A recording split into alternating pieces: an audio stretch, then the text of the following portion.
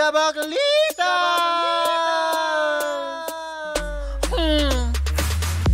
Same pero iba! Happy Friday sa'yo, Marcel! Yes, Mare! O, diba to the highest level? Siyempre kayo patuloy pa rin pong nakatutok at ang ikinig sa number 106.7 Energy FM. Pangga, wag mong sabihin radyo! Sabihin mo! Hoy, lang sasabihin mo!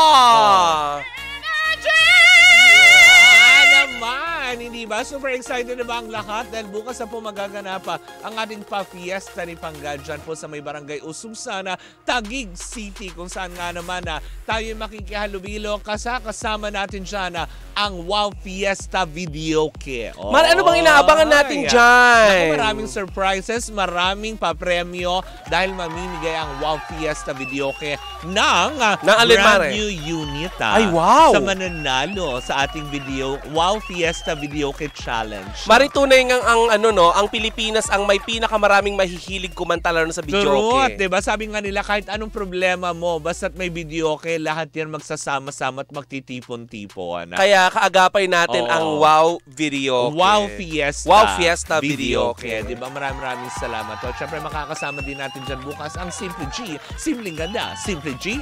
Simpleng ganda. Oy! Ang nipis. Diba? Na nakakaloka. At syempre din, hindi rin mawawala para sa ating wellness caravan. Ang alin? Makakasama natin ang MX3. Ay, perfect yan, Mare. Diba? Bukas din yan dyan sa may barangay Ususan, Taguig City na nakakaloka. Naku, ipanalangin natin na hindi na mag-uulan bukas. No, Huwag para nga sa ating mga mag-alala Pangga. dahil kahit umulan ay nasa covered area tayo ng bonggang-bongga. Ay, wow! Diba? Secured. Mare, sinong barangay captain nila dyan? Si Barangay Maria Marcelino. Ay, si barangay ang captain Wonder Marcelino. Woman ng Taguig Ususan. In terms of makagalant, napakabait ng babaeng yan. Promise. Talaga? Promise. Mali mo, magpalitsyon siya bukas. Ay, mali mo, diba? Masarap din sa Taguig. Alam mo ba kung ano? Ano yun? Yung fried itik. Yan ang kanilang mga specialty dyan. Pero eto okay. na. Sige, Mare. Hindi rin magdiriwang dahil nga mukha yatang may napapagalitan o napagsasabihan sa balita natin for today's video. Ito na naman, Mare, na issue na ito. Ay, syempre, hindi ikaw yun. Hindi ka mamapagalitan. Hindi ka mapagsasabihan on a Friday mo.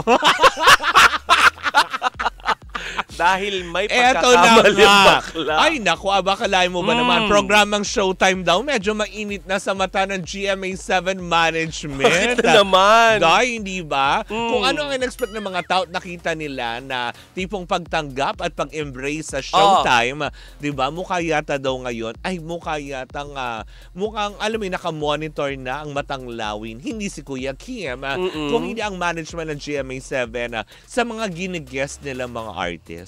Kung hindi matanglawin, so ano? Diba? Ayon boss kasi, ng GMA. Dahil ayon sa chismis na ating nakalap, Mare, mukha yatang minamatyagan nila ang mga artistang iginigest ng GMA7, ng Showtime sa GTV dahil sa kondisyon na hindi pa pwedeng mag-guest ng mga artista na may collaboration with TV5 daw. Pare, may maalala ko since since guest natin kahapon, si Miss Jane Oineza. At saka si JC De Vera. Kaya kung pansinin mo, hindi sila nakapag-promote sa Showtime.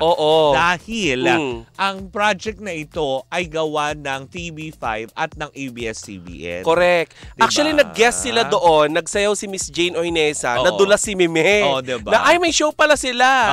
Mall show. Diba?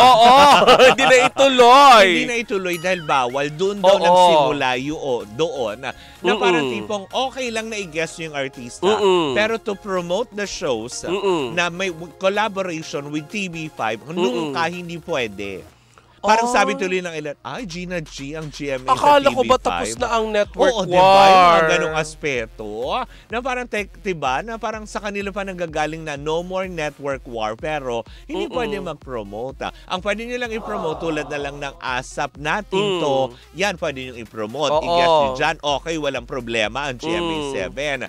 I-guess nyo kung ano man, katulad yung Unbreak My Heart ni Joshua Garcia at ni Jody Santa Maria. Dahil collaboration to ng GMA GMA7 at ng Yes. ABS-CBN, sige, go. Go. Pero by all means, yung ibang mga proyekto, tulad na lang na nag-aapoy na damdamin. Oo. Ay, nunca, hindi pwede. Yung Pira-Pirasong Paraiso, ay nunca, dahil nga syempre, in partnership naman sila with TV5. Ay, nakakalungkot naman, Diba may Mare. mga ganong aspeto, may panawagan na no more network wars, pero teka, sandali, bakit ayaw nyo namang ipapromote yung ganito, di ba? Nababanggit din naman kayo pagdating sa TV5. Oo. Di ba? Di ba, may GTV, dati galing doon ang Showtime, pero syempre nasa GTV na. So, under na sila GMA7, di ba? Okay, so hindi pa rin natatapos dito ang network war. So, di ba? So, sila din na nagpapatunay na tipong, so, yung advocacy yan, yung no more network wars, may exemption. Charot. Oo, may, diba? May char-char, yun, di ba? Kaya pa naman ang sabi daw pala, parang Ano ba, pinagsabihan ng Showtime program na know your limitations. Okay, Know your limitations. Di ba na nakakaloka? Buti na lang tayo, di ba? Pwede tayo mag-promote. Programa ni Lindsay, yung Lihim ng Liham. Pwede nating i-promote yan. Saan ba i-air si Lindsay kundi dito Dito lang? sa Energy, di ba? Oo. Siyempre masaya tayo pag ganyan. Hindi naman tayo collab ng iba.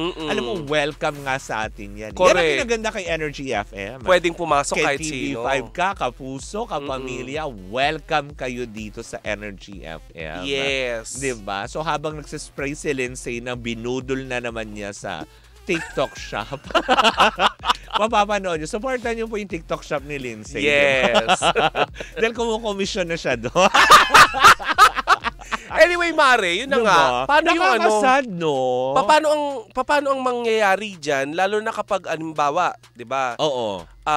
Gusto rin makikolab ni GMA, tapos collab ni TV5.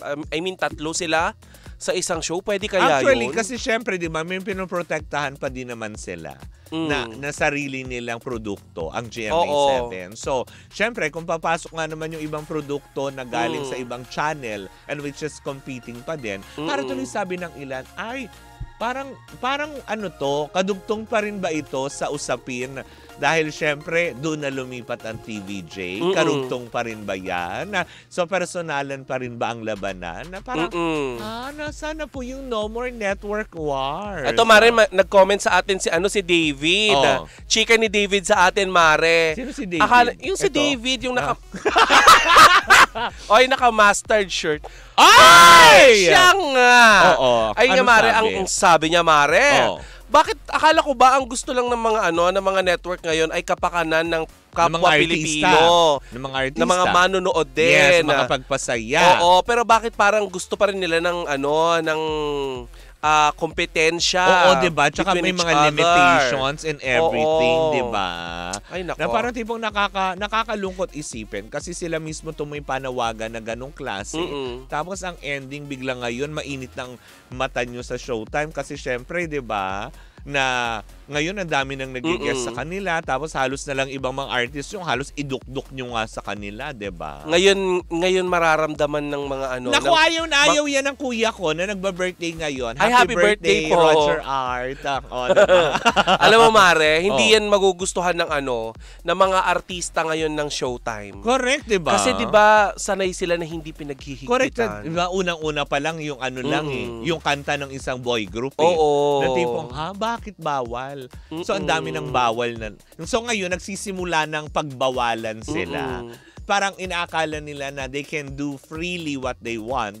Siyempre, kapamilya stars pa din naman nila yan. Pero nagkaroon ng restrictions. Oo. Diba? Na parang tipong, basta collaboration nyo with TV5, okay lang, sige. Kahit saan platform nyo i-promote. Pero not in GTV. Ano kayong sasabihin ng GMA7 dyan, no? Wala. Diba? Nagbabawal nga sila. Ano pa sasabihin nila?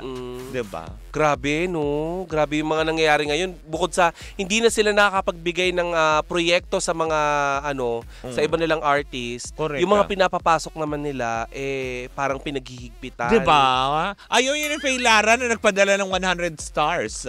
Oy! Maraming salamat. Correct. Fairy Godmother Faye Lara. Si Henry Dagohoy, ayan. Pa-shoutout daw from Taguig. Oy, Henry, bukas magkita-kita tayo kung malapit ka sa ususan Taguig dyan. Makisaya ka sa amin dyan, hindi ba? Si Ochi naman. Ochi Mendoza, hello din sa'yo. Siyempre, babatiin ko rin, Mare, at hindi magugustuhan nitong si Kuya Robert at saka ni Chang Ami. Ay, oo nga. Uy, may kulang pa Magigigil may na kulang naman pa yan. akong 160 sa kanila, kulang yung perang dala ko kahapon. Ay, ikaw pala itong nambubudol. Ex-deal. Oy! Yan na daw po yung bayad sa pagbate. Hello po sa mga taga Hernandez Bakery dyan sa may Pandakan na lagi sila nakatutok. At syempre batiin din natin ang mga taga Balik-Balik dyan sa may Maynila banda. Nagkikrave ako sa Mare, nagkikrave ako sa Lola Nena. Talaga ba? Tita Alice. Bakit naman? Alam mo yan. Alam na yon, Tita Alice. Oo, Asya. Ang tagal ko na hindi nakakakain nun, Tita Alice. Anyways, yan po muna ang ating unang chika for today's video. Sa aming pagbabalik, isang umatigabong chikahan na naman ang tungkol sa paghaharap na ng dating magkatrabaho at magkaibigan na naging magkaaway. Kung sino man yan ay Hoy, hindi ko si Kalad Karen! Kung sino man yan ay sama-sama nating pakatutukan yan sa pagbabalik ng Baklitas! Woo! Woo! At tuloy-tuloy pa rin po ang ating tugtugan. Siyempre, dito po lamang yan sa number 106.7 Energy FM. Pangga, wag mong sabihing radyo. Sabihin mo.